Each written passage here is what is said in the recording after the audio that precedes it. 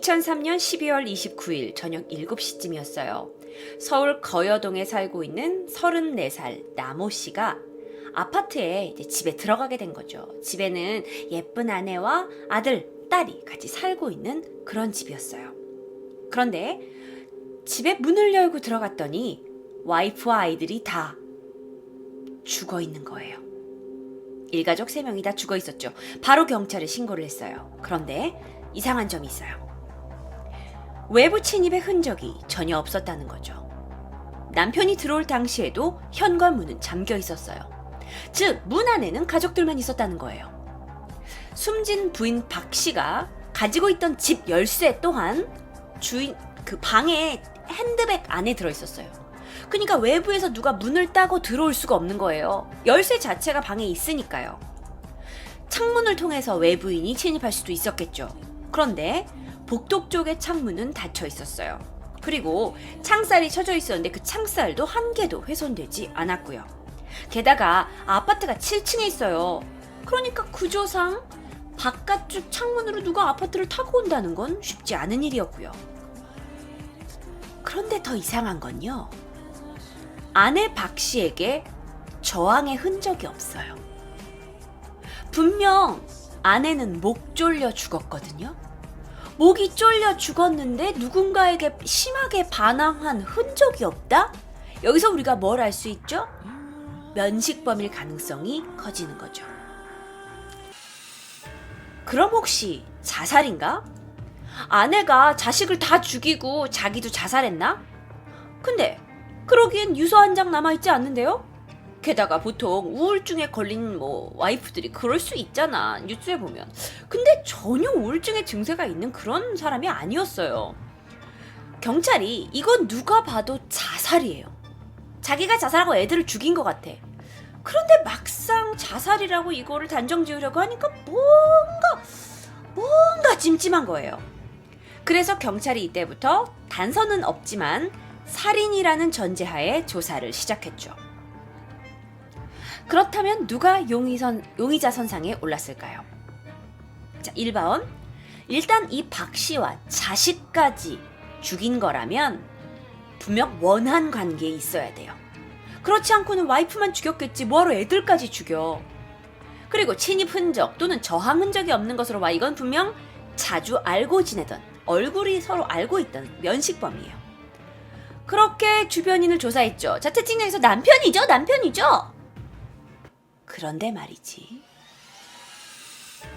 경찰이 알아봤더니 이 부인 박 씨가 집에 있을 때 자주 놀러 오던 여고 동창생이 하나 있었던 거예요. 31살의 이모 씨예요. 어쨌든 면식범을 다 조사를 해야 되니까 여고 동창을 불러서 조사를 하기 시작했죠. 그런데 조사를 하던 중에 그 여고 동창의 손등에 약간 이상한 걸 발견을 해요.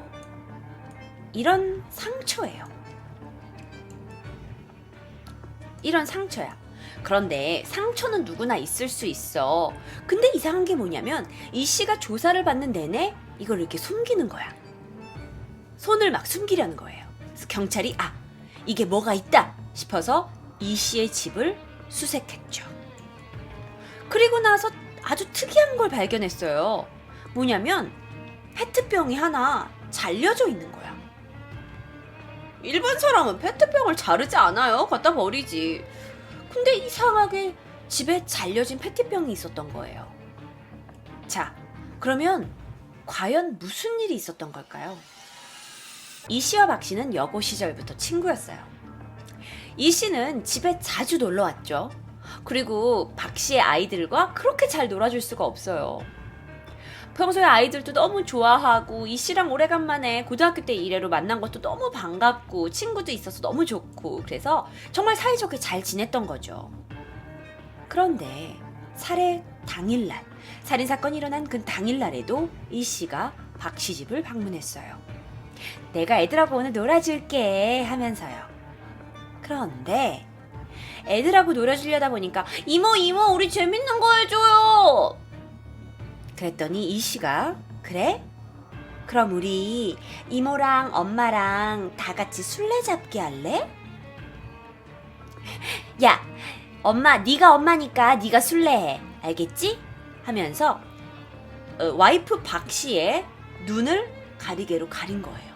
술래잡기 하자면서. 그렇게 하고 이제 엄마가 눈을 이렇게 가리고 그래 니들 얼른 숨어. 하나, 둘, 셋. 그런데 엄마가 이렇게 숨고 있는 동안 큰아들 3살, 박씨 큰아들 3살짜리 아들을 다른 방으로 데려가서 목 졸라 질식사시켜요. 그런데 엄마는 여전히 다른 방에서 거실에서 야 빨리 숨어. 아무것도 모른 채 눈이 가려져 있고요. 자, 그러면서 이 씨가 얘기하지. 야, 너 다 샜어? 너 잠깐만 기다려봐. 야, 근데 내가 너한테 진짜 깜짝 놀라켜줄 게 있는데 너 이쪽 방문으로 와봐봐. 방 쪽으로 좀 들어와 봐봐. 하고 박 씨를 방문으로 들어오게 하죠. 그리고는 이 씨가 미리 설치해 놓은 빨래끈으로 박 씨를 목졸라 살해해요. 바로 이게 그 증거 빨랫줄이에요. 아니 방으로 들어오라 그래서 어떻게 그렇게 돼요? 어떻게 그렇게 하냐면 빨랫줄을 올가미처럼 이렇게 만들어가지고 방문 위틀에다가 걸쳐둔 거야.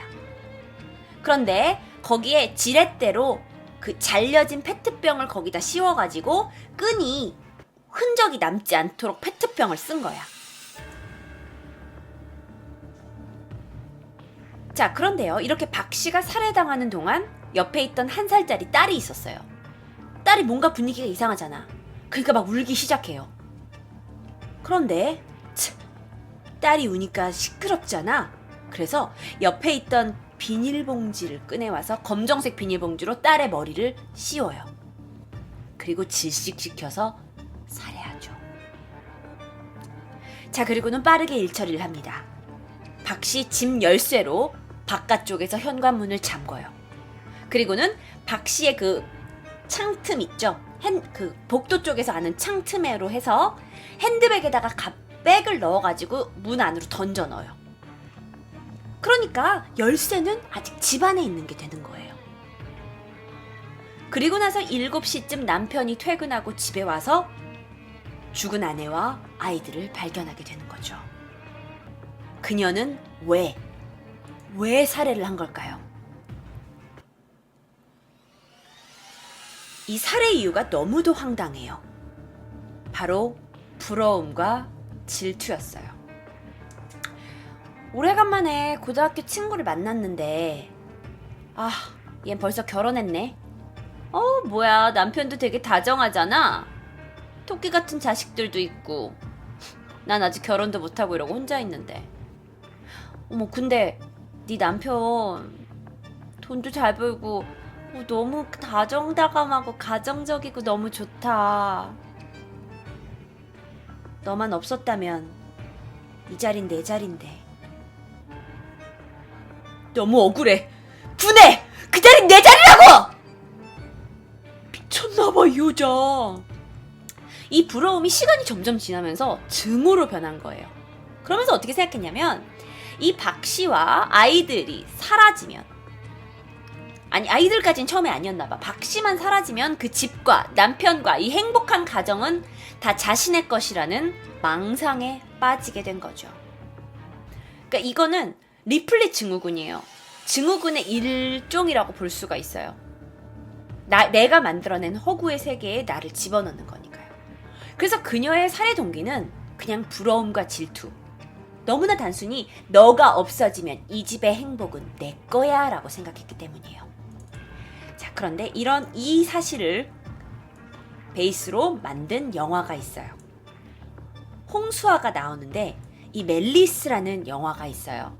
제가 사실 영화는 무비 랭킹쇼 때만 소개를 하는데 요런 일이 영화로 있었다는 거 좀 말씀드리고, 혹시 몰라서 제가 예고편을 가지고 왔어요.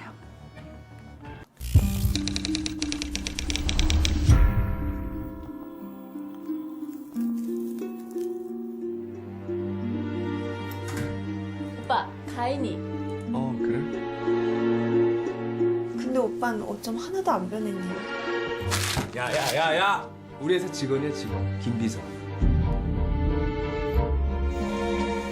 오늘 잘 놀았어? 늦게 온다더니 일찍 왔네? 오빠가 계란말이 좋아한다고 해서. 내가 계란말이 좋아하는 거 어떻게 알았지?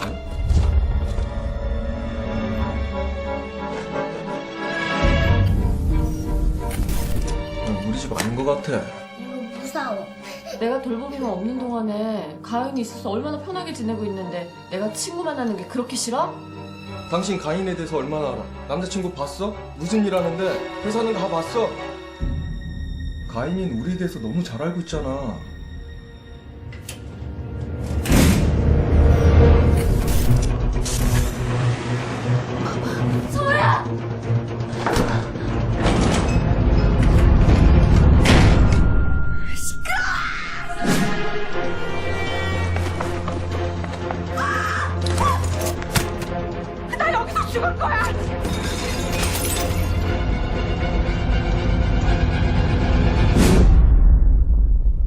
네, 그래서 이 방금 제가 말씀드렸던 이야기는 멜리스란 영화로 제작이 되었습니다.